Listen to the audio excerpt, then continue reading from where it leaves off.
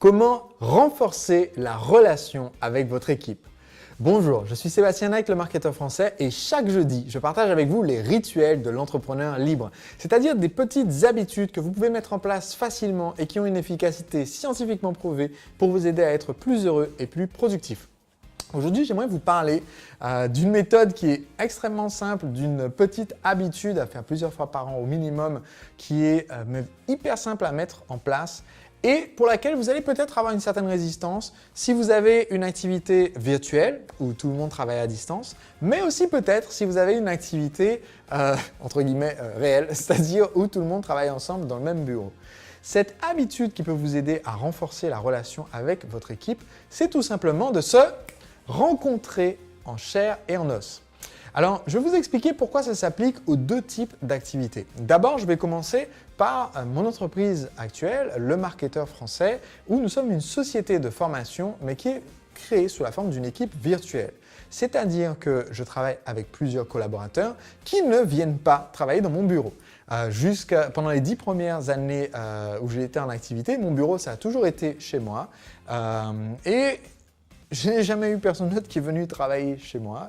Donc, chacun travaille de chez lui dans mon équipe. Ça veut dire que dans mon équipe, à un moment donné, n'importe quel moment de l'année, vous avez peut-être une personne qui est à Toronto, au Canada.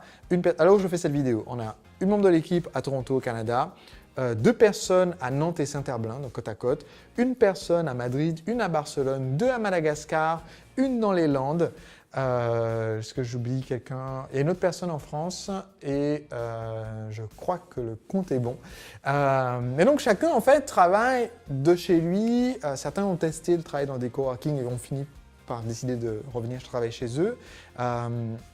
Et en fait, quand on a une équipe virtuelle, il peut se créer une sensation de détachement.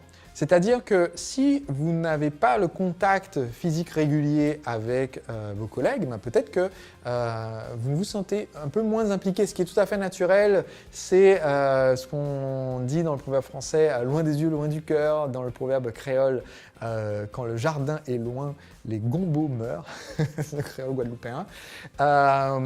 Et le sens est normal, c'est que si on ne se sent pas réellement au contact, l'occasion de communiquer et d'échanger, eh bien, on est potentiellement un petit peu moins impliqué. Donc, comment est-ce qu'on fait pour renforcer cette relation? Eh bien, c'est le fait tout simplement de créer ces occasions de rencontres et d'échanges. Maintenant, vous allez me dire, mais Sébastien, parmi les personnes qui me regardent, un certain nombre d'entre vous, soit vous n'avez pas d'équipe, soit vous avez une équipe, mais cette équipe, elle est présentielle. Tout le monde travaille ensemble dans le même bureau. Eh bien, j'aimerais aujourd'hui vous donner ce conseil aussi. Pourquoi? Parce que le fait de travailler côte à côte ne veut pas forcément dire qu'on a l'occasion d'apprendre à mieux se connaître. Parce que peut-être qu'effectivement, autour de la machine à café, il y a l'occasion de discuter de ce qui est passé à la télévision hier soir, discuter des élections présidentielles, discuter du nouveau projet qu'on doit livrer à un gros client la semaine prochaine. Mais ce n'est pas une occasion d'apprendre à mieux connaître les personnes en n'étant pas poursuivi par le quotidien de l'entreprise. Donc, c'est pour ça que je recommande en fait d'avoir un espace et nous, ça a pris très longtemps avant qu'on commence à le faire dans l'équipe Le Marketeur Français, mais on a vu l'impact en fait, ne serait-ce que lors du dernier séminaire Entrepreneurs Libres que j'ai organisé à Paris. On accueille 400 personnes, 400 entrepreneurs. On leur crée 3 jours de transformation, d'immersion dans ce séminaire-là, qui est différent d'autres formats qu'on peut faire pour nos clients. Mais là, on a vécu 3 jours avec l'équipe et avec les clients. Et à la fin, en fait, c'est bien de prendre un temps. On l'a pris en équipe à la fin de cette journée-là pour trinquer. Alors comme j'avais décidé de ne pas boire d'alcool du tout de toute l'année 2017, c'était pour moi un verre d'eau, je disais pour trinquer, mais juste pour avoir le temps de passer un petit moment ensemble et juste de profiter de la joie d'être ensemble. Une petite image prise par une petite souris discrète pendant cet événement. Je traque, hein. Allez, on traque. Et donc, ce qui s'est passé par contre après, c'est qu'on a aussi pris le temps, on prend le temps, quand on veut faire un événement en équipe, on prend le temps le soir même On prend le temps aussi, et on a pris le temps cette fois le lendemain matin de discuter, en fait, de débriefer et de parler des perspectives d'avenir. Mais en fait, ce qui est intéressant, c'est que ce temps que vous passez en équipe à parler de la vision à long terme, à parler de perspectives d'avenir, c'est aussi un temps qui permet aussi de créer des connexions. Et ça peut sembler paradoxal parce que ça reste un temps professionnel. Je ne dis pas partir faire un match de foot ensemble ou aller faire une soirée au casino ensemble, même si sûrement ça serait peut-être une bonne idée.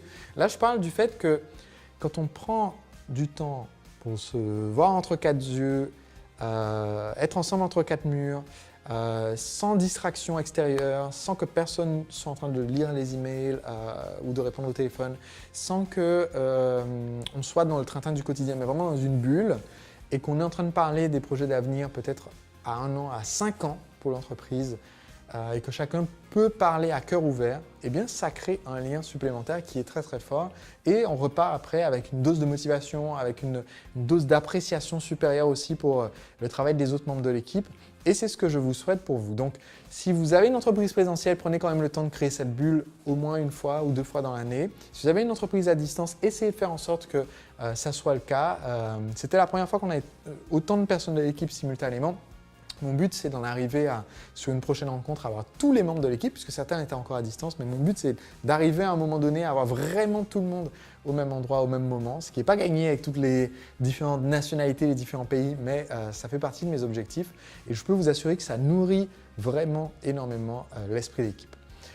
Jeudi prochain, je partage avec vous un autre rituel d'entrepreneur libre pour vous aider à motiver votre équipe de façon à devenir vous-même un entrepreneur libre parce que vous avez des personnes de confiance qui vous aident à accomplir votre mission. D'ici là, pour recevoir gratuitement la vidéo, il vous suffit de cliquer sur le lien que je vous donne ci-dessous afin de vous abonner et que je vous envoie la vidéo gratuitement jeudi prochain.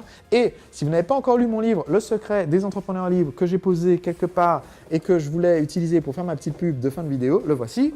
Si vous n'avez pas encore lu mon livre, Le secret des entrepreneurs libres, eh bien sachez qu'en ce moment, vous pouvez le recevoir gratuitement. Et dans le livre, j'aborde le sujet de comment s'entourer de personnes qui partagent votre feu sacré, vos valeurs et qui veulent vous aider à développer votre entreprise.